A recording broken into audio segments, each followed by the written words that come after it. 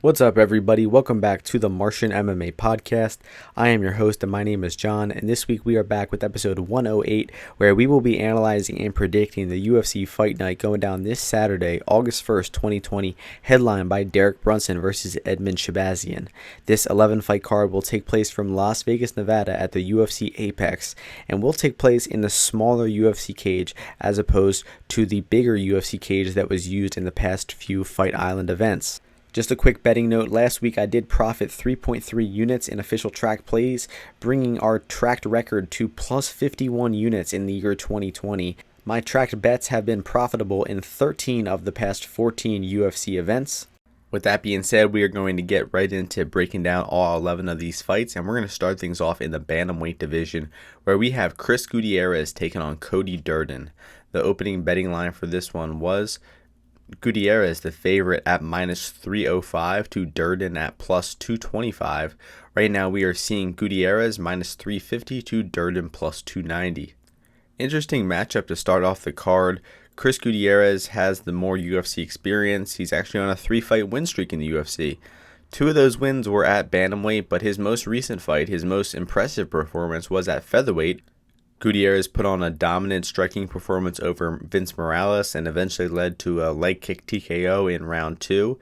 Now getting over to the opponent Durden here, he is making his UFC debut on short notice. He trains out of a pretty good gym. I think it's the ATT gym in Atlanta with the Lima brothers. And Durden is a wrestler. There's no question to that. All of his fights, he pretty much wrestles right away.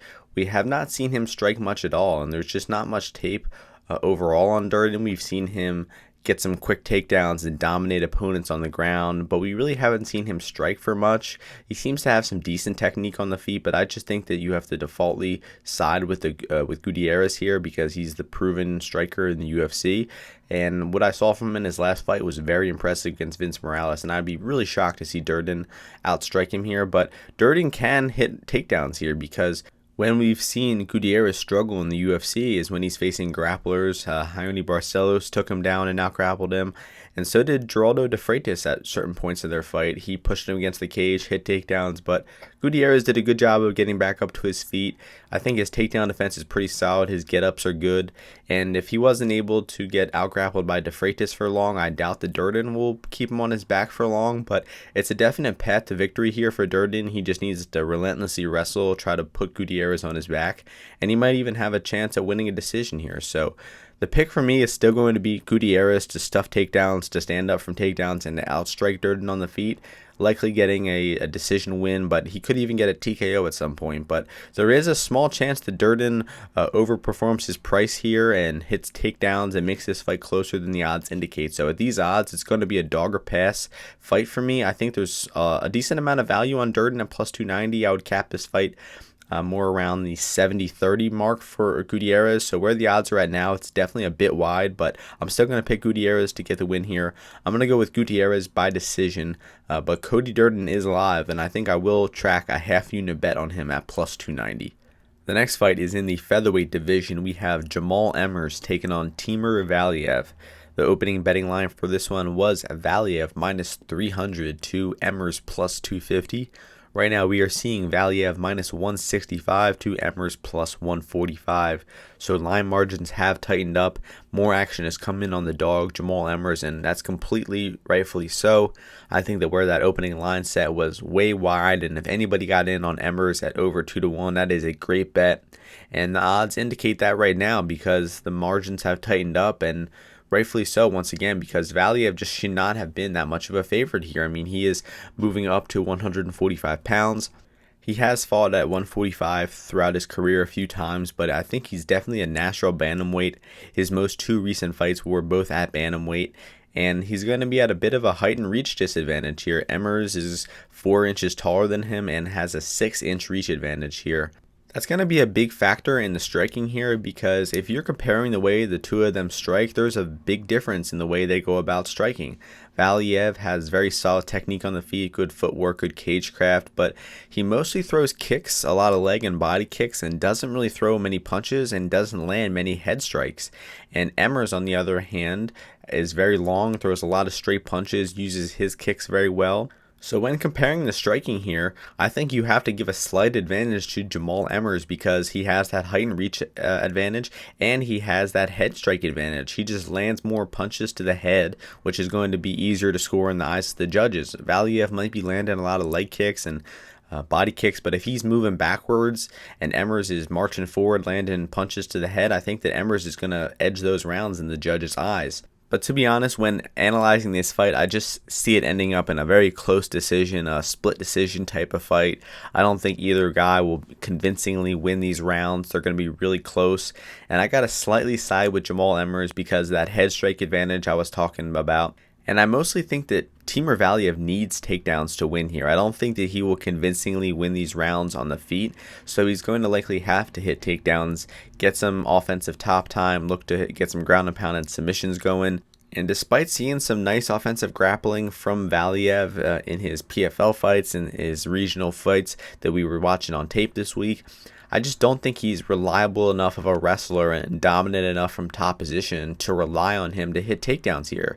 So the odds currently have Valiev as a pretty decent favorite at slightly above 60%. I think that's off. I think it should be closer to 50-50. I would even give maybe Emmers a slight advantage here because I just think he's going to be the more convincingly winning striker here in these striking exchanges. So as long as Emmers can avoid getting stuck on his back, getting taken down for long periods of time, I think that he should win the striking here. I think he should have solid enough defensive grappling to avoid getting stuck on his back, but he's just not the most reliable fighter. He tends to fight with some bad IQ at times, and I don't think he's the most trustful guy at this point. So I'm going to be betting Emmers for about 1 unit. I think I have 1 unit on him at plus 155. Despite giving a lot of advantages to Jamal Emmers and sounding like I'm going to pick him so far, I'm actually going to pick Emmers-Valiev to slightly edge a decision here. I think that because he's going to be attempting takedowns, he's going to be cage pushing a lot, he's going to be winning the fight in the eyes of the judges. It's going to be really close. As I mentioned multiple times before, I think it's a split decision type of fight. So I'm going to be betting Emmers because I think the odds should be about 50-50. I think it's a coin flip type of fight, so you're getting a good amount of value on that plus 150 price on Emmers, but in terms of an official prediction, I think I'm going to go with Emmers-Valiev to win a close decision here. So wouldn't go crazy betting on either side of this fight, but it is dog or pass, and I will be betting Emmers here. The next fight takes place in the middleweight division. We have Marcus Perez taking on Perez-Spicely. The opening betting line for this one was Perez minus 200 to Spicely plus 170. Right now we are seeing Perez minus 210 to Spicely plus 175. So right off the bat, I think that these odds are wide. I think that they should be much closer. I think I agree with Perez being the favorite, but I don't think that he deserves to be over minus 150. I would cap this fight more at a 60-40 advantage for Perez, but where the odds are at now, it's more like 70-30. So I think there is some value on Spicely money line right off the bat.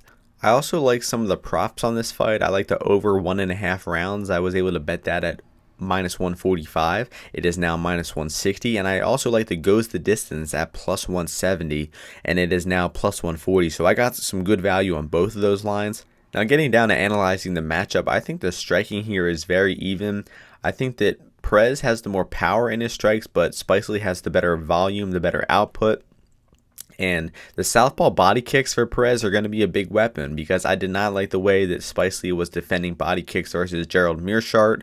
He actually got finished with a body kick in that fight. And some of his other fights, I've just seen him not react well to body kicks. So I think that southpaw body kick from Maluka Perez will be a big weapon here. And if Spicely is not able to defend that kick, he could possibly get finished early here. But more than likely, I think this fight is a slow-paced striking fight. Both of them are great grapplers, and I would be pretty surprised to see either one out-grapple one another. I think they're both black belts. They both have submissions in the UFC. But I think that both of them will be hard to take down.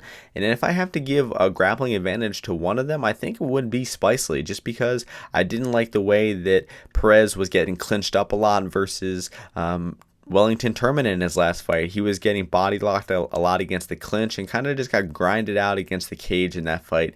Did not have good initiative and was kind of content to just lose the decision there versus Turman in that fight. Meanwhile, Spicely, his last fight, he did also lose that one to Daron Wynn, but he showed good output in that fight. He showed solid durability, solid cardio and output in all 3 rounds. So despite Spicely losing that fight, I think he looked pretty promising. So I'm actually going to side with Eric Spicely as the pretty decent underdog here. I think that he just has the better output on the feet in the striking aspect of things, and I don't think he gets taken down here. So I think that Perez has a small chance to win this fight via landing the harder, more damaging strikes on the feet. Of course, that southpaw body kick I was talking about earlier, it could finish Spicely at any time.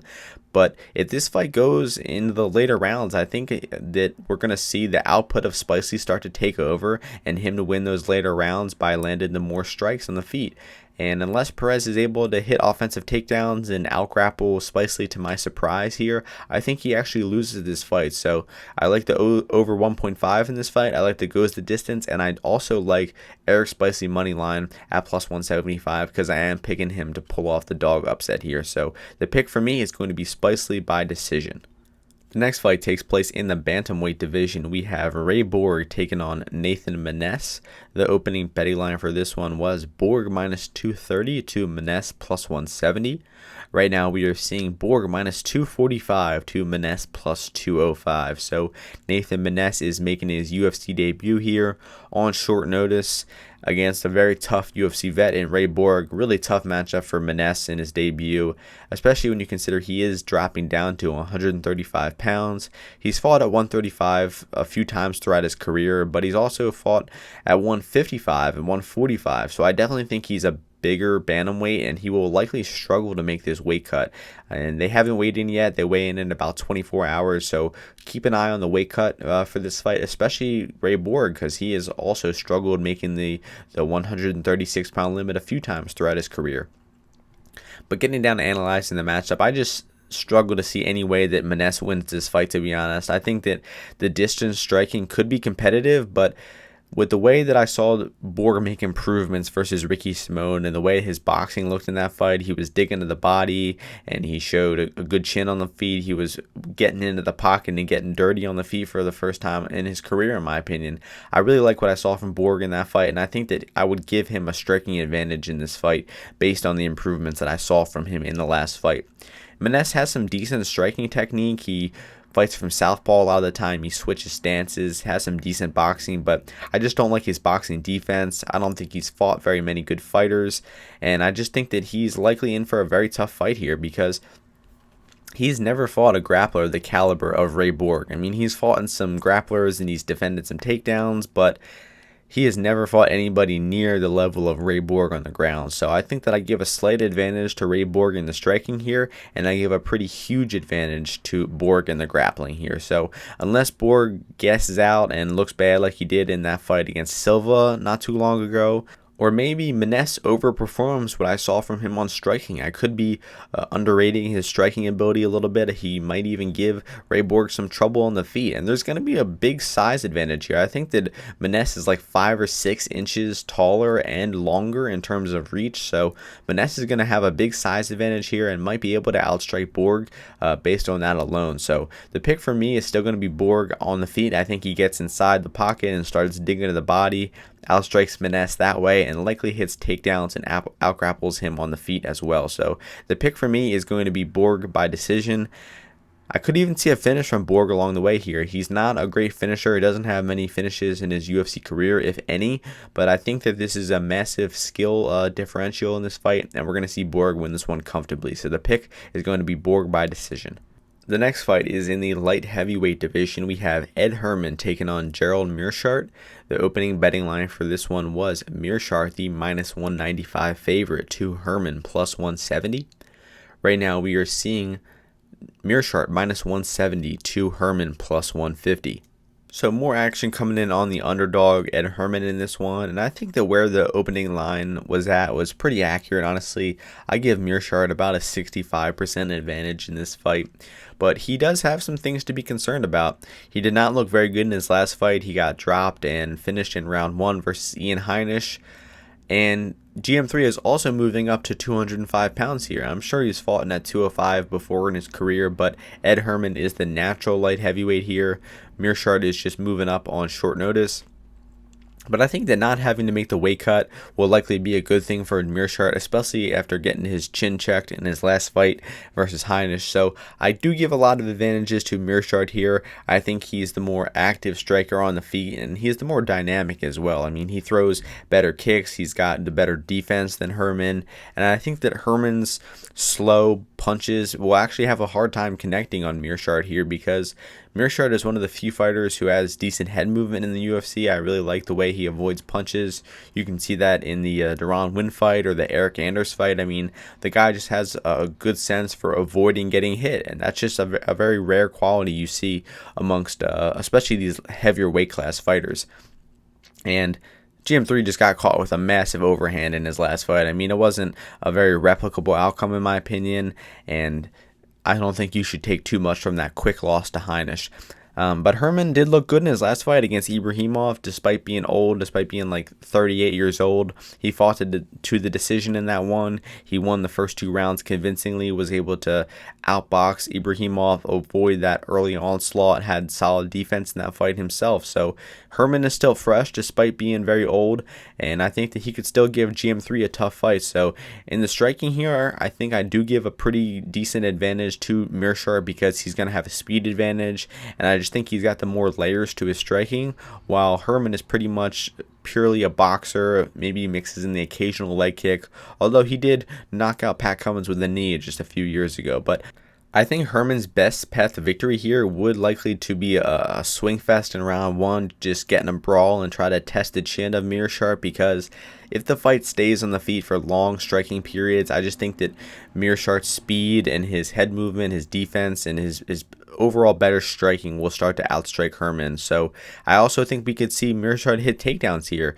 He loves to hit takedowns, loves to grapple. He's a solid grappler. He tends to make a lot of bad decisions on the ground, though. He tends to make fights closer than they have to be by initiating the grappling. So I think that he should actually avoid hitting takedowns here. Herman has solid takedown defense and won't be easy to out-grapple. So as long as Meerschaert doesn't fight dumb, try to grapple too much, and doesn't get in a brawl on the feet, I think that he should outstrike Herman over 3 rounds here. Likely puts up more volume, likely lands the more damaging strikes. I don't think a TKO is likely, although GM3 did land a lot of damage on Darren Winn and eventually get an accumulated damage TKO. I think it officially ended by submission, but he dropped him with strikes in that fight. So that's possible to happen here, but I think Herman is still tough enough, still durable enough to see the decision here. So the pick for me is going to be Meerschaert by decision. Where the odds are at now, I think there's a little bit of value on Meerschaert, but I'm in no rush to be betting Meerschaert coming off of that loss, going up in weight class, and fighting a still tough Herman here. So I do cap Meerschaert at about 65%, but I will not be betting him as a favorite here. So the pick once again is Meerschaert by decision. The next fight is in the bantamweight division. We have Jonathan Martinez taking on Frankie Saenz. The opening betting line for this fight was Martinez minus 225 to Saenz plus 190. Right now we are seeing Martinez minus 255 to Saenz plus 215. So more action coming in on the favorite Jonathan Martinez in this one. And I agree with the line movement. I think that this is a good matchup for Martinez. Saenz is, I believe, 38 years old, very old for a lower weight class fighter like bantamweight. And I think he started to look his age in the last fight versus Marlon Vera. Vera is a great opponent, very solid fighter, top 15 bantamweight in my opinion. So there's no real shame in that loss, but he did get dropped and finished with a jab in that fight. I mean, when you're getting dropped by a jab from not really a too hard of a hitter in Marlon Vera, I think there is some real question to your chin here. So I think that Martinez is pretty likely to land some strikes to test the chin of Saenz and likely to rock and finish Saenz on the feet here at some point. But Saenz does have a path to victory. He is a relentless wrestler, has solid defensive wrestling, but I don't think that'll come into factor here. He's only going to be offensive grappling in this fight. And Martinez does get taken down from time to time. Luque-Brown and Andre Sukumdat were both able to take him down a few times, put him on his back for certain periods of that fight. Martinez was able to reverse position on Buren a few times. He wasn't put in any compromising positions by Sukumtat, and I think he actually defended a few takedowns versus Ping Yang Liu as well. So I think that Martinez's defensive grappling is constantly improving, and I think that Saenz is unlikely to hit takedowns and out-grapple him at this point, although it is Saenz' only path to victory here, because I think he's just going to be outgunned on the feet. Martinez is like 13 years younger. He's going to have a huge speed and power advantage and likely outstrikes Saenz badly on the feet. So unless Saenz can hit takedowns here over and over again and just grind Martinez out against the fence and on the ground, I think he loses this fight. So very small chance that Saenz wins a decision here via wrestling. I would give it like 20-25%, but I think Martinez stuffs the takedowns and outstrikes Saenz pretty clearly in this one and eventually does get a finish here. So the pick for me is going to be Martinez by knockout.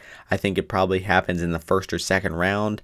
I actually do have a half unit bet on Martinez inside the distance at plus 195, and I think that Martinez is actually more likely to win by finish here than he is by decision. I think that if he's outstriking Saenz as I predict he will, I think he will get the knockout, and I would be pretty surprised to see him outstrike Saenz for multiple rounds and Saenz not get dropped and get finished. So I think that the inside the distance is probably the way to go if you want to play Martinez. I think that if he wins a decision, there will probably be a better live line on Martinez money line than the current pre-fight line. So it's dog or pass in terms of where the money line is at right now. I think that Martinez inside the distance has some value, and it could be a good live betting fight. So the pick once again is Martinez by knockout. The next fight is in the middleweight division. We have Kevin Holland taking on Giles. The opening betting line for this one was Holland minus 215 to Giles plus 165. Right now we are seeing Holland minus 210 to Giles plus 175. So I think that where the line opened was wide, and it's still wide. I think there's some value on Giles at these odds. And it's mostly because Holland is kind of an unreliable fighter. He's been like a pick'em price in pretty much all of his UFC fights. Especially versus Hernandez in his last fight, and then he was just really aggressive for once in round one, went after Hernandez with knees and elbows and finished him in round one in about 60 seconds. So it was a nice finish from Holland. He showed a level of aggression that he never has before, and maybe that's a regular thing. I mean, he could justify this minus 200 price if he just showed initiative and showed constant aggression, but Holland is just very unreliable. Sometimes he fights lackadaisical. He fights stupid at times. I mean, if you watch the way he fought versus Gerald Meerschaert, he was fighting like an idiot throughout that entire fight. He was getting taken down over and over again, putting no effort into his takedown defense, and was kind of just giving that fight away. And he luckily got the fight in the judges' scorecards, despite him fighting terribly. But looking over at Giles, also sort of an unreliable fighter, and his cardio, I think, is kind of unreliable. He tends to lose focus late in fights. If you look in his past 3 fights, all 3 of his round 3s he looked bad in. He got dropped in finish versus Zach Cummins in a fight that he was winning. He got choked out versus Gerald Meerschaert in round 3, and he gassed out in round 3 versus James Krause and lost that round. Still won the fight via decision, but definitely lost round 3. So Giles is definitely not the most reliable fighter in terms of cardio and just the way he fights, and I think that I would give a slight striking advantage to Giles in this one because he's the better boxer. He has the more meaningful punches. I think Holland is the better kicker of the two, and I think that if we have to compare the striking, I would just give a slight advantage to Giles because the punches, I think he'll be landing the more effective strikes in the feet.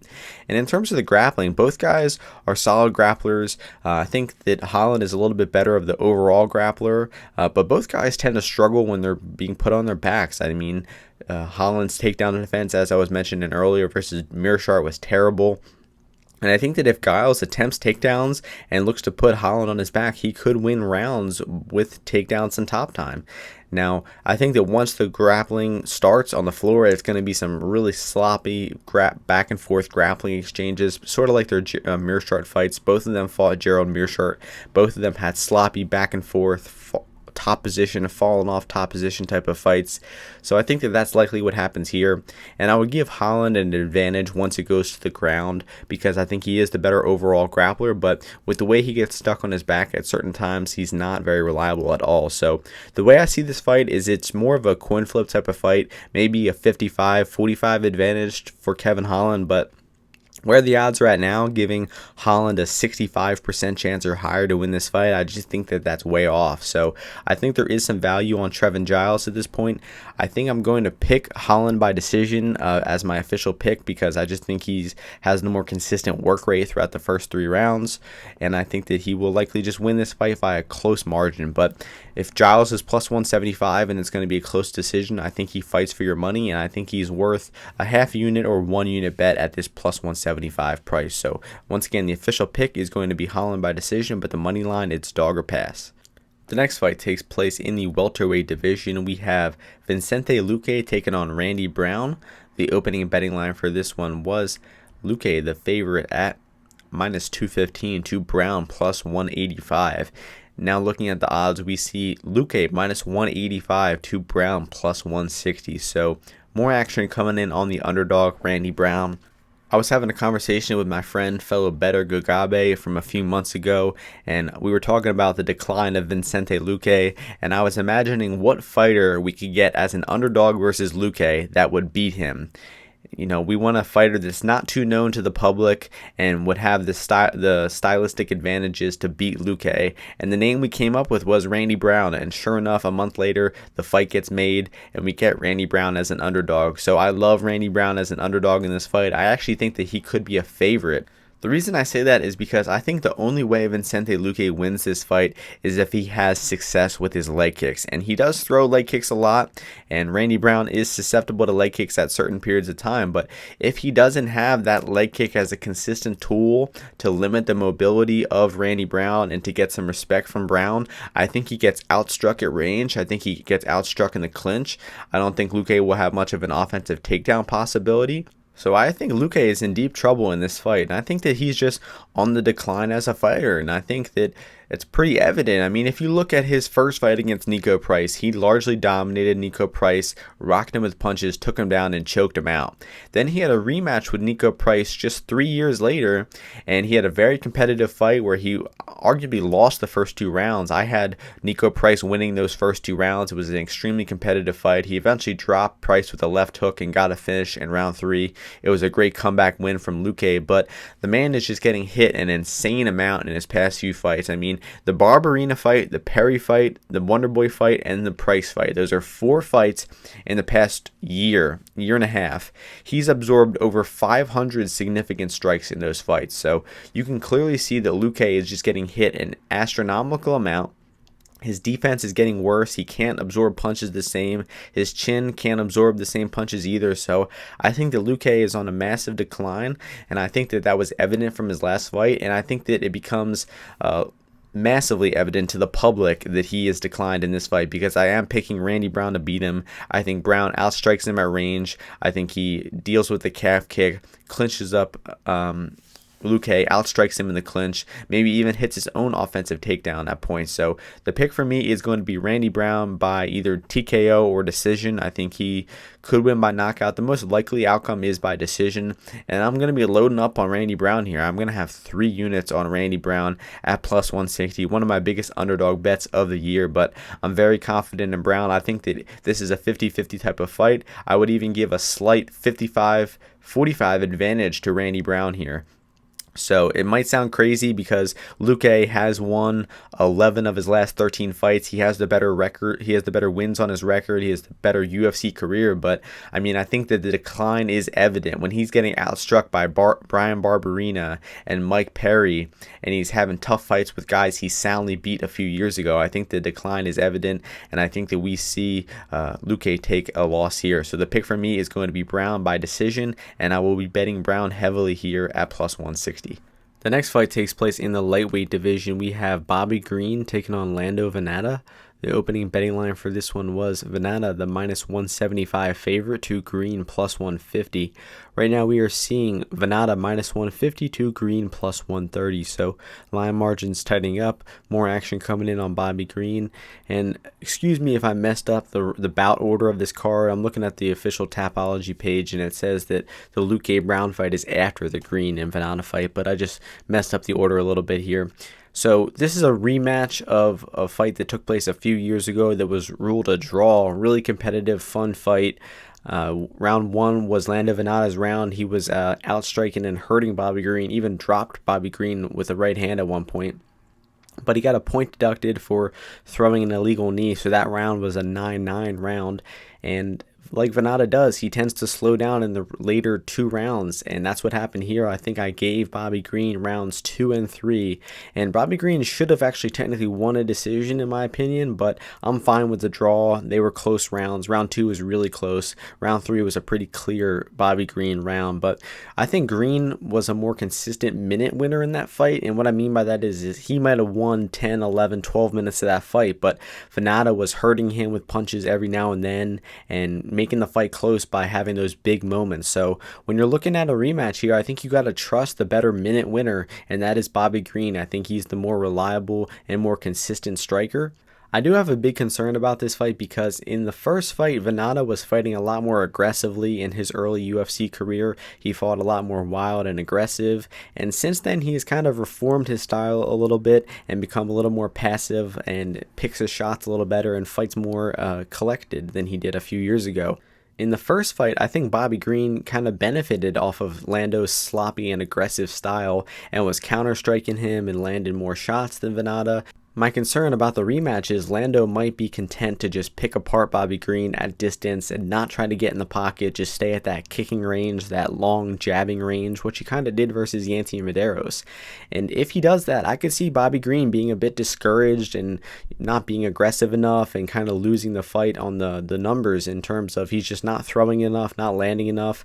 And that's definitely a problem of his. If you're not taking the fight to Bobby Green, he kind of struggles at times.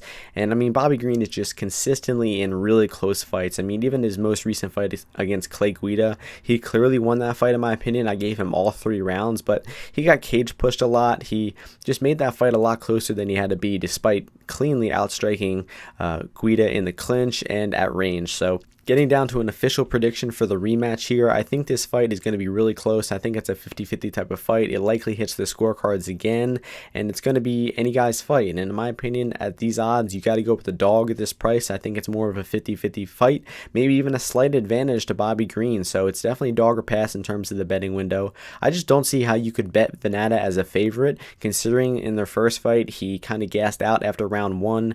He pretty consistently slows down late in fights, and sure, he looked good against Medeiros in his last fight, but I just think that was a very good matchup for Vannata, and Green likely makes the fight a lot more sloppy than it did versus Medeiros last fight. So just a quick note on the grappling in this fight as well. I think that Bobby Green is the better overall grappler. Lando likes to attempt more offensive takedowns, but I think Green's takedown defense and get-ups are more than good enough to avoid getting put on his back here. I mean, he was able to stuff takedowns in reverse Francisco Trinaldo just a few fights ago, so I think that he will have no problem with the takedowns of Vannata. So I think it's a close fight on the feet. We're going to see Green winning the more minutes and Vannata probably landing the more significant damaging blows, but I'm going to side with the better minute winner in Bobby Green here. I think this fight is a 50-50 type of fight, maybe even a slight advantage to Bobby Green, so the value is on the dog all day. I will be betting Bobby Green small, not more than 1 or 2 units, because he's just not the most reliable fighter, as I mentioned multiple times. So I wouldn't go crazy betting on Green, but I do think he picks up the victory here. It likely goes to the decision, and it's going to be a close fight, so it could be a good live betting spot as well. But the pick is going to be Green by decision. The next fight is in the women's flyweight division. We have Joanne Calderwood taking on Jennifer Maia. The opening betting line for this one was Calderwood, the -130 favorite, to Maia +110. Right now we are seeing Calderwood -140 to Maia +120. So there is two-way action coming in on this fight. The early action came in on Calderwood, and she was actually a -190 favorite earlier on this week, just 4 days ago. And since then, the steady action has been coming back in on Jennifer Maia, and I agree with the late action. I think that -190 is a bit too high for Calderwood, but where the price is at now, -140, I think the value is back on Joanne Calderwood because I do favor her in this fight. I think that she's got a slight striking advantage here, and it mostly comes down to output. I think that Calderwood lands about 6 significant strikes per minute compared to Maia's 4. I just like the way that Calderwood mixes up her offense a little better than Maia. Maia is pretty much primarily a boxer. She occasionally mixes in a kick, but I think that Calderwood is the better overall striker. She throws punches and kicks at distance, and she is the better clinch striker of the two, no doubt in my opinion. So I think that JoJo probably looks to get this fight in the clinch and throw knees and elbows and look to exploit that bad clinch game of Maia. I think a big factor in this fight for JoJo could be catching kicks. She does very well with catching kicks versus her opponents. So if Maia is throwing body kicks, we could look to see JoJo catch a kick and put Maia on her back. And that's exactly what happened in Maia's fight against Alexis Davis. She won round 1 easily versus Davis, was outstriking her, and then got a kick caught and got stuck on her back for over 3.5 minutes in round 2, and then was able to come back and win round 3 comfortably. So she really shouldn't have struggled that much in that fight. She cleanly outstruck Davis on the feet, but one caught kick and put her on her back, and she ends up stuck there for 4 minutes. So Maia really struggles off her back, and Calderwood does too. She gets kicks caught from time to time. I think she did versus Chookagian a few times and struggled getting off of her back, but I think that overall, Calderwood's a little bit better of a grappler, and I think that if she hits takedowns, she likely stays on top and maybe wins a round with some top time. And on the feet, I think it's going to be really competitive. I think especially at distance, it'll be competitive. I think Maia might even win the distance striking exchanges with her better boxing here. But we're going to see JoJo make it ugly, get inside the clinch, look to hit takedowns, and outstrike Maia in the clinch. So I do favor JoJo in this fight at about 55 to 60%. So I understand why that late action came in on Maia at that plus 150 dog price. I think that was a solid bet because this fight is going to be closer than those odds indicate. But I'm still favoring and picking JoJo to edge this decision here. It's not the most confident pick because I feel like this could just be a low output striking affair, but I'm going to side with JoJo having the slightly better output and being the better overall fighter in my opinion. I think she's got more tools to win on the feet as well here. So JoJo Calderwood is going to be my pick. No bets for this one. I think the money line value right now is on Calderwood, but I'm in no rush to bet her as a favorite. I just don't think she's a very reliable fighter to bet on. So no bets for me in this fight, and that's going to do it for the co-main event of the evening, and that's going to take us to the main event of the card. In the middleweight division, we have Derek Brunson taking on Emmers-Shahbazyan. The opening betting line for this one was Shahbazyan minus 270 to Brunson plus 230. Right now we are seeing Shahbazyan minus 340 to Brunson plus 280. So more action coming in on the heavy favorite already, Emmers-Shahbazyan. Right off the bat, I'm going to say that I think that this line is very wide, and I think that anybody betting on Shahbazyan at the minus 200, minus 300 price, they're bad bets.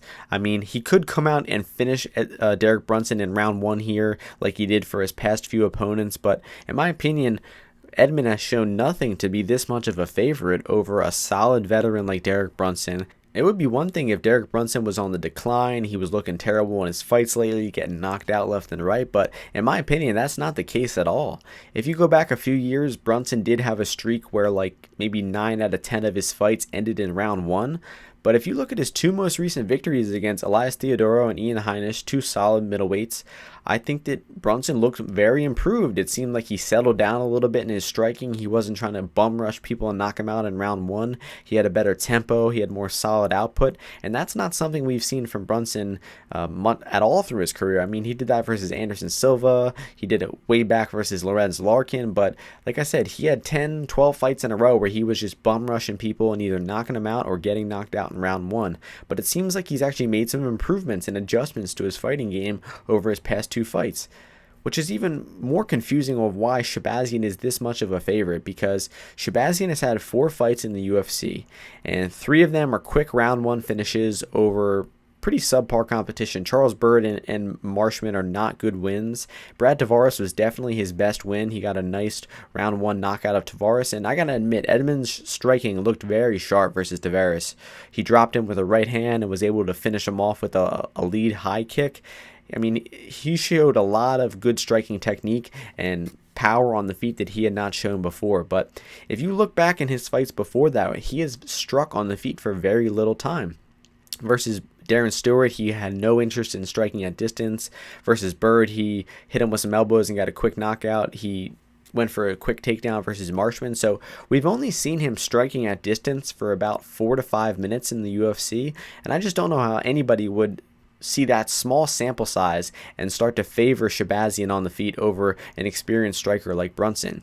And I'm talking about the grappling aspect of things. Shahbazyan likes hitting takedowns. He shot a lot of takedowns and hit a lot of takedowns versus Darren Stewart, but versus Stewart, he got almost no top time. He got no ground and pound. He got no submission attempts. I mean, he was constantly going for takedowns, but ended up just pushing Stewart against the cage and grinding Stewart out against the cage. But he did no damage. He didn't get any good positions, and he did really nothing with his takedowns in that fight. And he still won the fight by a very slim margin. Some of the judges gave him, I think, rounds 1 and 2, but in round 3, he was getting hit with big shots and was in deep trouble. So if Shahbazyan struggled taking down and holding down Darren Stewart, I think he's going to struggle even more with a solid defensive grappler like Derek Brunson. So I don't think that wrestling is going to be a path to victory for Edmen here. I think that he's going to have to outstrike Brunson on the feet. Now, he might shoot takedowns on Brunson, and he might not get them, and he might end up in a cage pushing situation where he probably will win the cage pushing just by being the fighter initiating the pushing against the cage, which judges tend to do sometimes. But in order to look minus 300 here, Edmen is going to have to cleanly outstrike Derek Brunson, and I just don't see how anybody would favor Edmen Shahbazyan at an over 75% rate against a solid striker against Derek Brunson. I mean, if we look at all the footage of Brunson striking, he probably has like 2 to 3 hours of footage of him striking at distance, compared to Edmen Shahbazyan's about 4 minutes of UFC striking footage.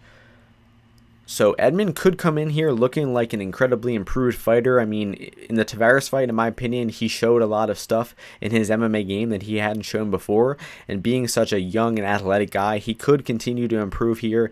And he might come out and just starch Derek Brunson in round 1 with his striking. He might look like a better wrestler and take Derek Brunson down. But in my opinion, you can't count on any of that because he hasn't shown that at a reliable rate. So if we're talking about the money line in this fight, I think it's dog or pass all day, and I think there's about 10 to 15% value on Derek Brunson where the money line is at. I capped the fight closer to a 65-35 type of fight for Edmen Shahbazyan.